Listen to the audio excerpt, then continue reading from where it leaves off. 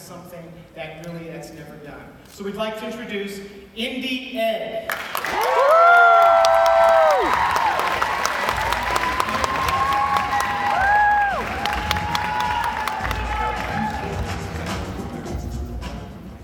Tonight, I would like to discuss the power of one and the potential impact that lies between you and Indi-ED.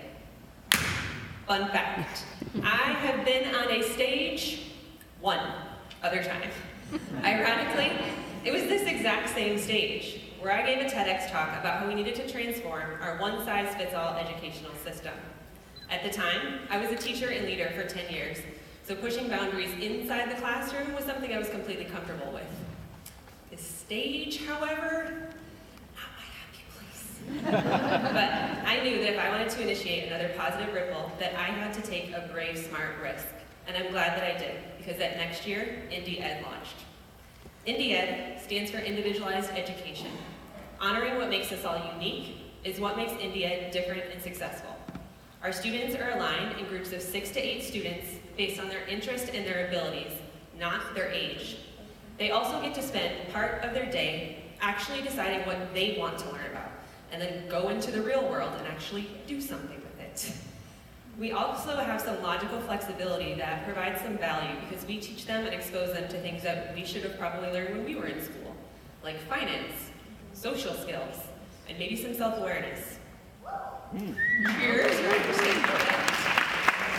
Unfortunately, we can't tug at your heartstrings tonight with just one story because all of our kids are uniquely different.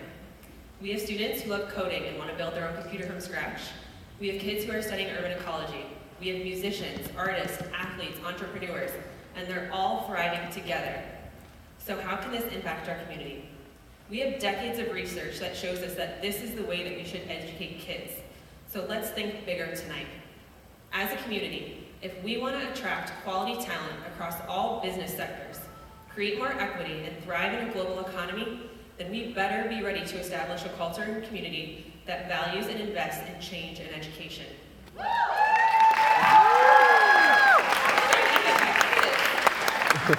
As the first K-12 school of this kind right here in downtown St. Pete, our opportunities are endless.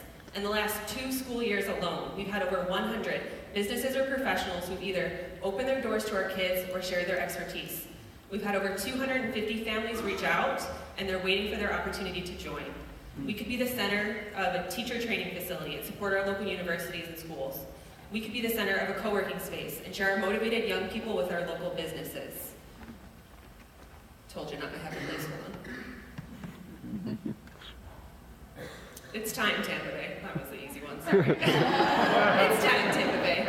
So if you're somebody who's like us and you're ready to actually create change, we're here tonight looking for people who don't want to just talk the talk anymore, but who are ready to put their money where their mouth is, literally and figuratively.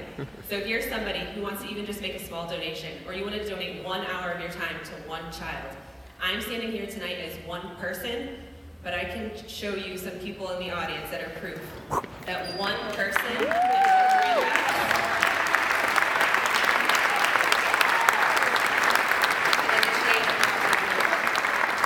So now it's just up to you, Tampa Bay. How do you want to donate your power of one and join our Indi-ED journey? Thank you.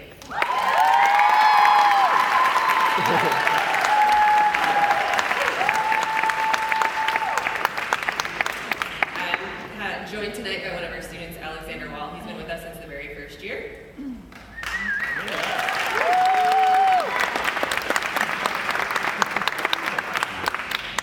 Very well done for somebody Thank who doesn't like to you. present. Thank you.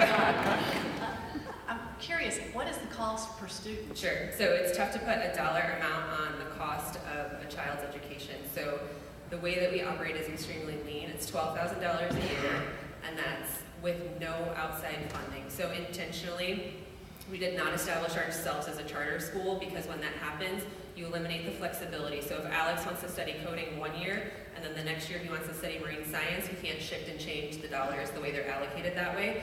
So it's all of the revenue right now currently comes from tuition dollars, but that's why we're here, and that's one foot in front of the other to get the community's investment. Our long-term goal is that it's accessible to all kids in our area with no tuition cost to them.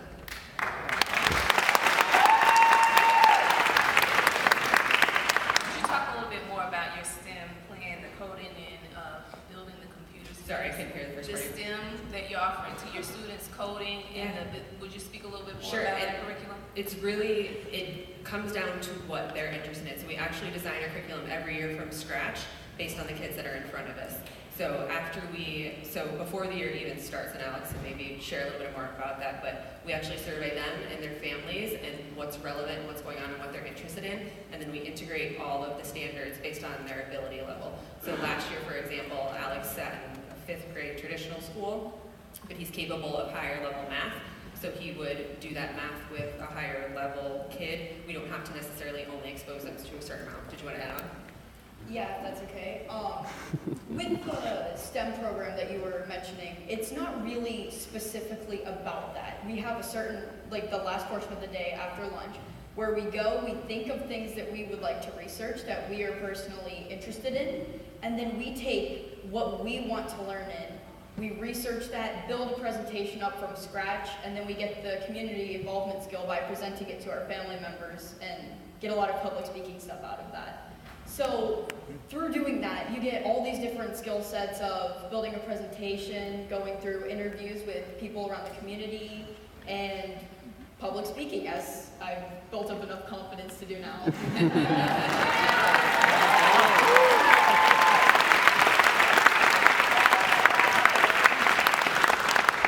So how do you staff every year when the curriculum is going to change as the students grow and change? So a statistic that was just recently released in May is 80% of teachers have seriously considered leaving the profession in the last 12 months.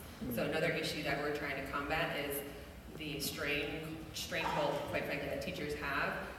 There are teachers who know how to teach this way. They know how to let the kids lead. They know how to take that content. So understanding the standards isn't the problem.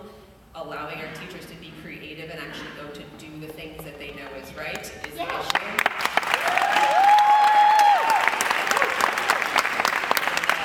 The way that we can actually make that happen is with the low number. So as a teacher in a traditional school, I would have 20 to 40, or a middle school teacher has up to 140 students. There's truthfully no way to individualize that. So we won't flex on the fact that it will be 6 to 8 kids per teacher period, so that the relationships can be established, so that they know their kids, the kids are seen, and they can actually individualize the content for them.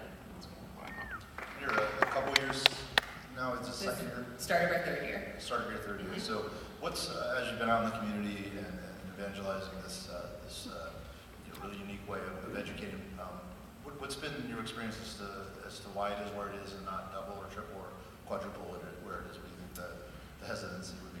I don't think there's actually hesitancy. So we've grown by 63% our first year and 75% our second. The unfortunate part for where we're at, because all of the funding is just tuition-based currently, is we've had to turn families away. So if there's not an entire cohort, then I can't fund my teacher's salary. However, if there is additional revenue in from other streams, then that would not be such an issue. And our current space doesn't allow us to enroll K through 1 because we're on a 2nd floor. So all of these we have families calling with a 3-year-old saying, hey, can we enroll now?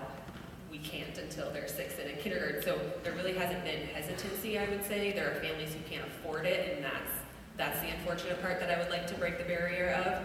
But in terms of families, they're in. We have public school kids, private school, charter school, homeschooled, all of them. And I think there's something wrong with every sector of education. So. Awesome. Thank you so much.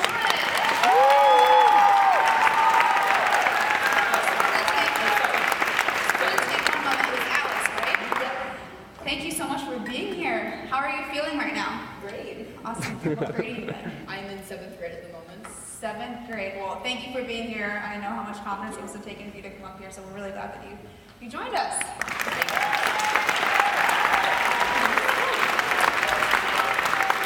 You did so well. You may not know that I was Christine's coach. At Social Venture Partners, what we've done